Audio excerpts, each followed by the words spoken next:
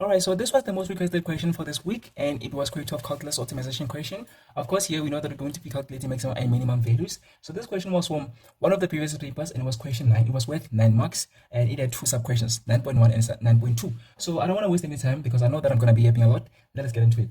So it said a wire which is 12 meters long is cut into two pieces. One part is bent to form an equilateral triangle, and the other a square. A side of the triangle has a length of 2x meters. Before we get into the questions, let us try to understand the information that I've been given. So they said a wire which is 12 meters long. One thing that I always tell my analysts is that when it comes to optimization in the examination, you should make sure that you draw the diagram yourself or you draw the picture yourself so that you may be able to understand what is happening.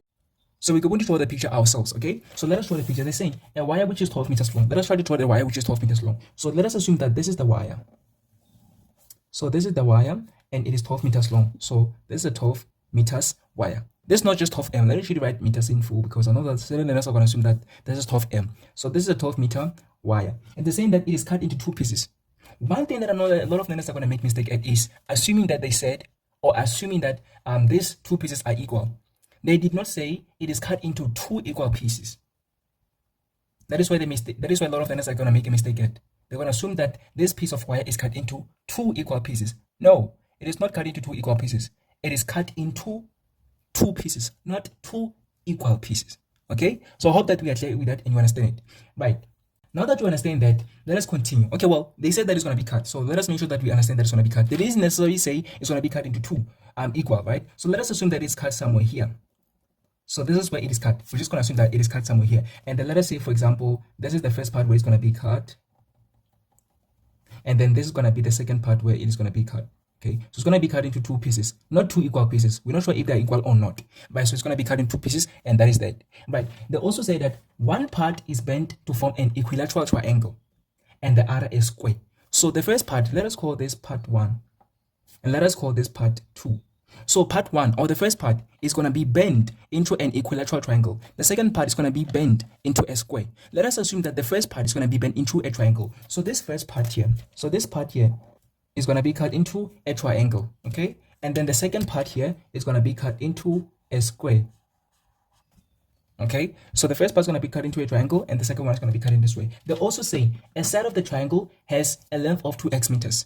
So remember that I said that this one, we're going to assume that it's a triangle part and this one is the square part. So the triangle part, they're saying that we're going to form an equilateral triangle. So we're going to form an equilateral triangle. Remember that an equilateral triangle is one where all sides are equal in length, right? So they're saying that each length of this equilateral triangle that is going to be, that this length or this one is going to be bent into is 2x. So length of each side is 2x meters. So this is the length of each side of this equilateral triangle. Right, now let us go to the square. Remember that the second part is going to be cut into a square, right? So the second part is going to be cut into a square.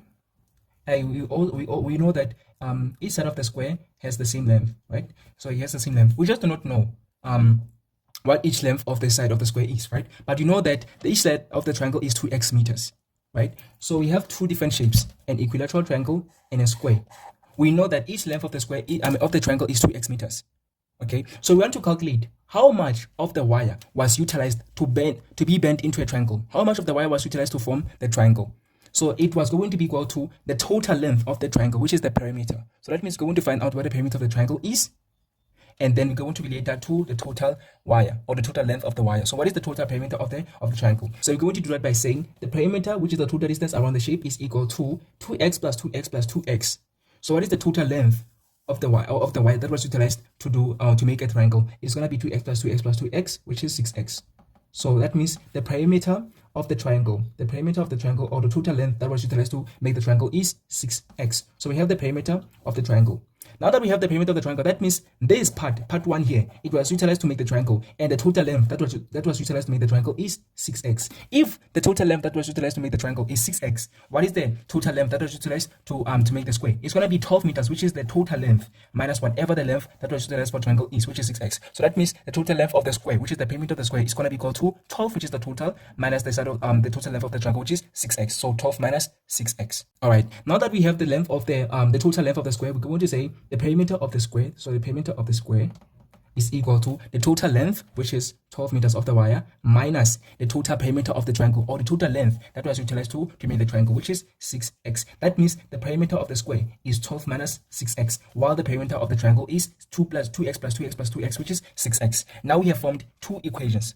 So one thing that I'm going to let you know is that in optimization question in the examination, you're going to have to form your equation. Then to find the maximum or the minimum, you're going to derive it. After deriving it, you're going to equate that the derivative to 0, and then you're going to find out what the x value is, and then going to substitute that x value back to the original equation that we have formed. So if you have formed a wrong equation or an incorrect equation, it is going to affect everything, okay? So you must make sure that the equation that you're going to form is correct. So it is very vital that you form a correct equation. So we have formed two equations so far. All right, so now that we have formed the two equations, let us try to understand what the question wants, because there's no other thing that we can actually determine, and this is our full interpretation or analysis. 9.1 says, write down the length of a side of the square in terms of x. So they want the length of the side of the square. Remember that all the sides of the square have the same length, they're equal in length, but we know its perimeter, we know the perimeter of the square. That means to find out its length, is the length of each side, we're going to have to divide the perimeter by 4, because they all have the same length. So we're going to say 9.1, the length of each side of the square, length of each side, so we're going to be like length of each side, so side is equal to the perimeter over 4, okay? So it's going to be like the perimeter of the square over 4. So what is the perimeter? The perimeter is 12 minus 6x, and then we're going to divide that by 4. So we're going to say this over 4. Then from here, we're just going to simplify. So when you simplify this, we're going to have 12 over 4 minus 6x over 4. Where do we get this from? We get this from, maybe we have something like, let me say 9 minus 5 over 3. So this 3, which is the denominator, it can actually distribute to both the numerators. So it can distribute to 9 and 3. To 9 and 5. So we can actually have 9 over 3 minus 5 over 3, which is equal to 4 over 3. So the very same way, we're going to do that here. So we're going to say this 4 can go to the 12. So we're going to have 12 over 4 minus, and then 6x over 4. So this 4 goes both to the 12 and the 6x. Then from here, we're going to simplify further to the side of the square is going to be equal to 12 over 4, which is 3 minus 6x over 4 is 3 over 2, and then x. So this is the length of each side of the square. Now that we have the length of each side of the square, we're going to highlight that, and that is our third equation. Now we have formed 1, 2, and 3 equations. All right, now that we have the 3 equations, we have actually answered 9.1. So the side of each, the length of each side of the square is 3 minus 3 over 2x. That means this length here is 3 minus 3 over 2x. This one here is 3 minus 3 over 2x. And this one is 3 minus 3 over 2x. The same applies to this one, 3 minus 3 over 2x. That means all of the each length of the square, each length of the side of the square is 3 minus 3 over 2x. All right, let us go to the last question for this video, which is 9.2. So 9.2 says, if the square is now used as the base of a rectangular prism with a height of 4x meters, determine the maximum volume of the rectangular prism. So how are we going to do that? That is the question. So let us think about what they said. They said, if this square, the very same square, which has the length of each side to be 3 minus 3 over 2x, if this square is now used as the base of a rectangular prism with a height of 4x meters, determine the maximum volume. So let us try to draw the rectangular prism. Remember that I said that you should actually make sure that you draw the diagrams or you draw the picture so that you can be able to see. So let us try to draw the rectangular prism. So let us say, for example, the rectangular prism looks like this.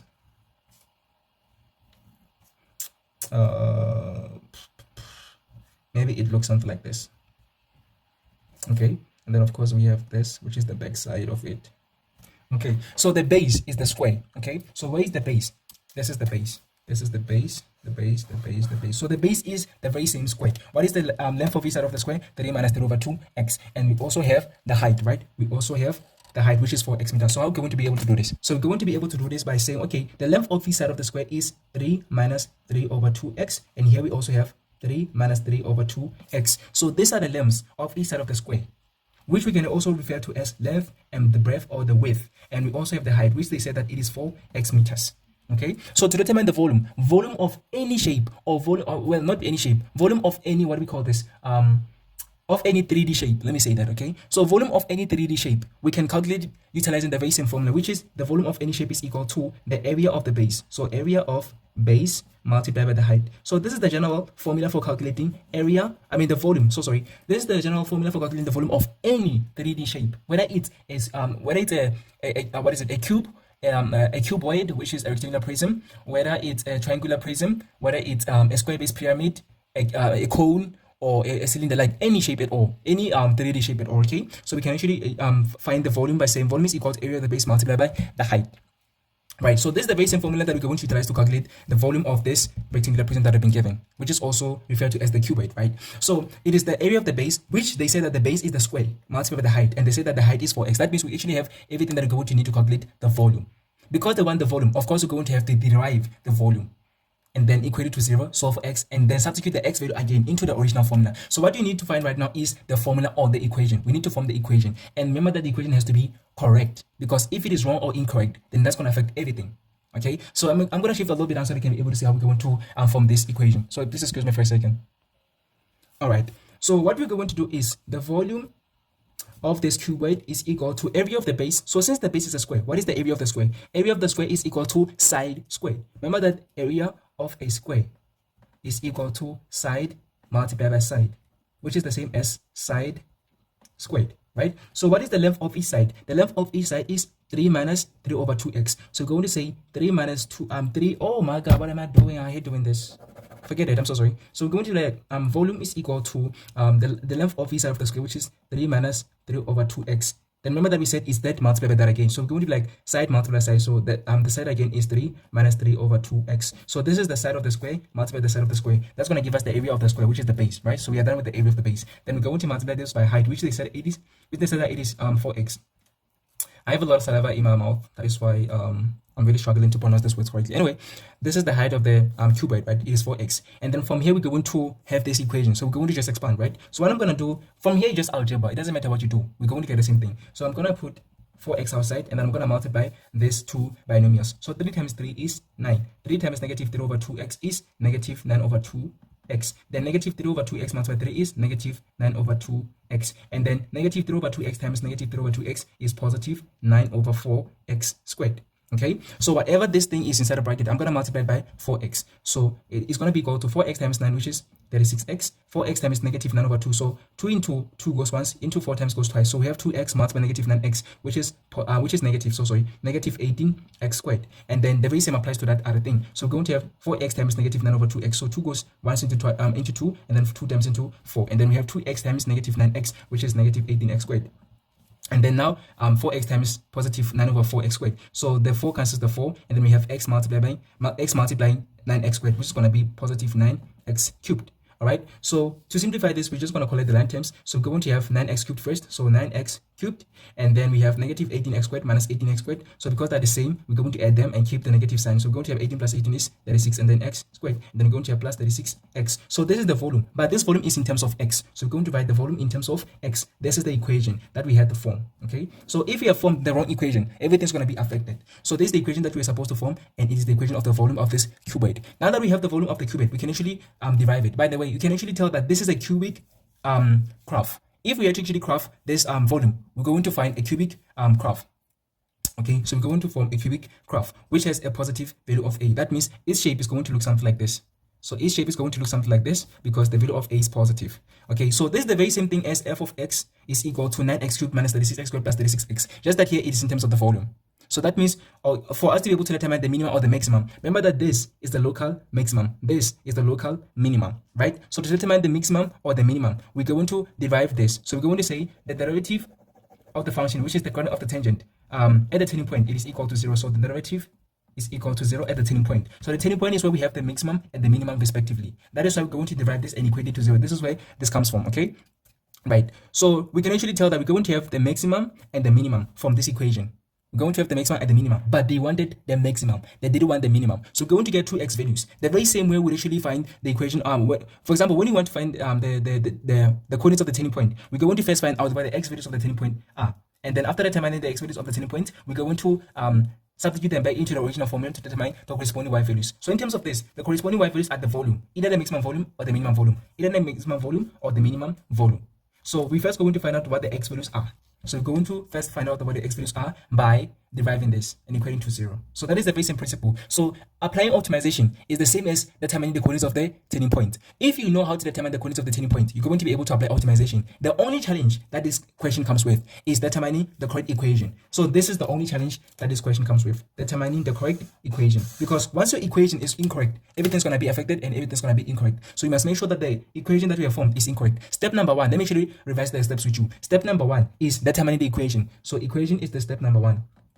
Determining the equation. That is the challenge. A lot of learners do not know how to answer an optimization question because the challenge is determining the equation and also the correct equation. Because if the equation is incorrect, of course everything's going to be affected and everything's going to be incorrect. So you must make sure that the equation is correct. So that is where the challenge is when it comes to a lot of learners. They don't know how to actually find the correct equation. So that is the only challenge. After you have determined the coordinate equation, because you know how to determine the coordinates of the turning point, that is what you're going to do here, which is going to be simple because you have practiced it a lot of times, right? So that means step number 2, all the way to finding the maximum whatever or the minimum whatever, it's going to be simple. The only challenge is determining the equation, which is the first part. As you can see that we've went through all of this trouble. We've went through all of this trouble to determine the equation, and it has actually taken us this long.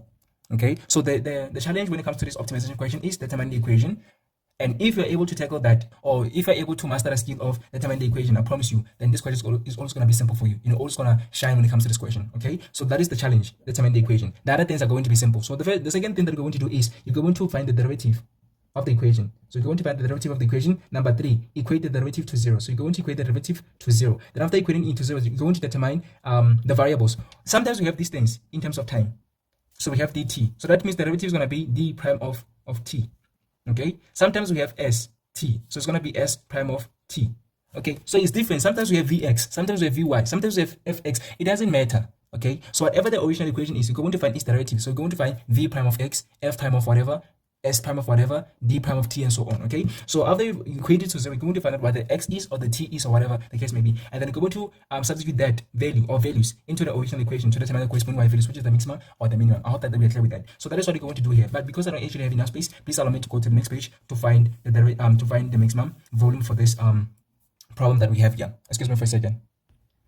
All right, so we said that the equation of the volume is equal to 9x cubed minus 36x squared plus 36x. So we're going to find its derivative. So of course this is in terms of x. So we're going to say the derivative, which is v prime of x, is equal to 3 times 9 is 27, so 27x squared. 2 times negative 36 is negative 72, so negative 72x. 1 times 36 is positive 36. X to the power of 0 is still 1. 1 times 36 is still 36. So that means we have the derivative as 27x squared minus 72x plus 36. Then we go to equate this derivative to 0 because we're looking for the maximum or the minimum, whatever that we're looking for, right? So we take this form, the derivative at the turning point is equal to 0. So the turning point is where we have the maximum or the minimum. That is where we take in this form, okay? So we're going to say 0 is equal to, then of course we have 27x squared minus 72x plus 36. So a common term here, or a common, what do you call this? The highest common factor, I'm so sorry. The highest common factor, which is the HCF, is 9. So I'm going to take out 9 as a common factor. So yeah, let me do that. So we're going to have 3x squared. So 9 times 3x squared minus 8x and then plus 4. Because 9 times 3x squared is 27x squared. 9 times negative 8x is negative 72x. And then 9 times 4 is 36, right? So after that, we divide both sides by 9. So 0 is going to be equal to, because 0 over 9 is still 0. It's going to be equal to, the 9 cancels 9. And then we have 3x squared minus 8x plus 4. From here, utilize the quadratic formula, which is x is equal to negative b plus or minus the square root of b squared minus 4ac over 2a. But this is for people that do not know how to factorize. If you don't know how to factorize, you will come to utilize the quadratic formula. But because we know how to factorize, or some of us do know how to factorize, we're going to just factorize. So we're going to have 0 is equal to, we're going to factorize this 3x squared minus 8x plus 4. So we're going to have 3x. Why is my pen running out of the ink? So we have 3x and then x to give us 3x squared, and then here we're going to have minus 2 and minus 2. How did I get that? So 3x times x is 3x squared. 3x times negative 2 is negative 6x. Negative 2 times x is negative 2x. Positive negative 2 times negative 2 is positive 4. So these two are going to give us the middle term of negative 8x. So that means that this is the correct factorized form. So now that we have 0 is equal to 3x minus 2 and x minus 2, then that means either of them or both of them are equal to 0. That is the 0 identity. That means we're going to say 3x minus 2 is equal to 0, or x minus 2 is equal to 0. Then you're going to take the negative 2 to the right side, it's going to become positive. So you're going to have 3x is equal to positive 2. Then you're going to, of course, divide both sides by 3. We're going to have x is equal to 2 over 3. So that is the first x value. And then the second one is going to be x is equal to, we're going to take the negative 2 to the right side, it's going to become positive. So that means that x is going to be equal to 2. Remember that I said that the shape is going to be something like this.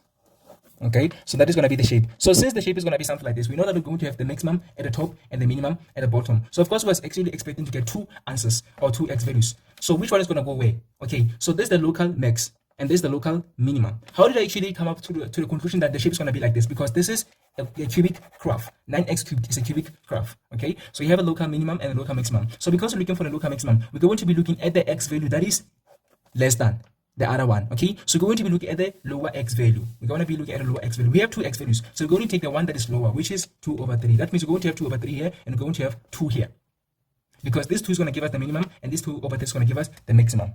We can actually tell just by the shape of the function. That means 2 over 3 is the one that is going to give us the maximum. So what you're going to do is we're going to substitute 2 over 3 to the original equation that we had actually formed, and that is going to give us the maximum volume. We're not going to substitute the 2 because we can already tell from the shape of the function that 2 is going to give us the minimum, not the maximum.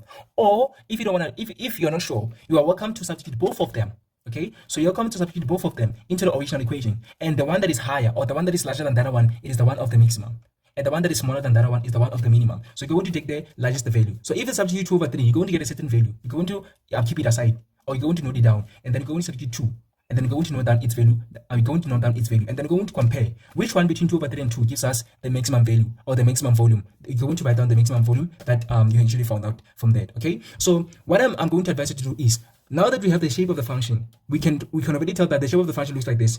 And the fact that it looks like this, that means we have the maximum there and the minimum here. So the maximum is going to be because of the smaller x value. The minimum is going to be because of the larger x value. Okay, so you're welcome to check that by substituting into the original equation. So let us do that together. Let me actually shift a little bit down so that you can be able to see how we're going to do this. All right, so remember that the equation is v is equal to 9x cubed minus 36x squared plus 36x. So we're going to substitute 2 over 3 and then also 2. Let us start with 2 over 3. I can already tell that 2 over 3, which is the small x value, is the one that is going to give me the maximum, but I'm just checking here. So I'm going to be like v of 2 over 3 is equal to 9 2 over 3 and then cubed minus 36 2 over 3 and then squared plus 36 2 over 3. And I'm just going to press that into the calculator. That must give me the maximum, at least according to the shape of the function. That is what I'm expecting, because I'm expecting the smaller x value to give me the maximum, the larger x value to give me the smaller the minimum. Right, so I'm going to press it into the calculator and see what it is equal to. Excuse me for a second.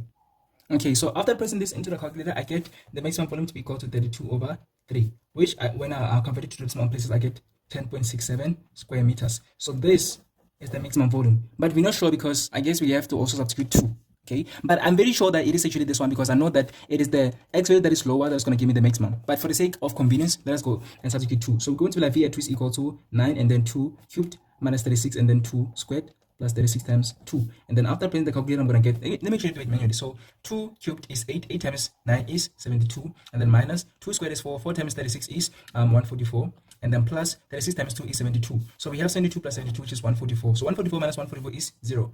So I hope that people actually pressed it into the calculator have also gotten 0. So that means that 2 gives us a value of 0. That means this is the minimum. This is the lowest possible value. This is the lowest possible volume. Okay, so that is why I said that this 2 is going to give us the minimum. This 2 over 3 is going to give us the maximum. Now you can see that it makes sense. You're welcome to actually find both of them, find out what the corresponding values for both of them are, and then compare them. So we can tell that the 2 over 3 is the one that gives us the maximum volume, and 2 is the one that gives us the minimum volume, which is 0 square meters.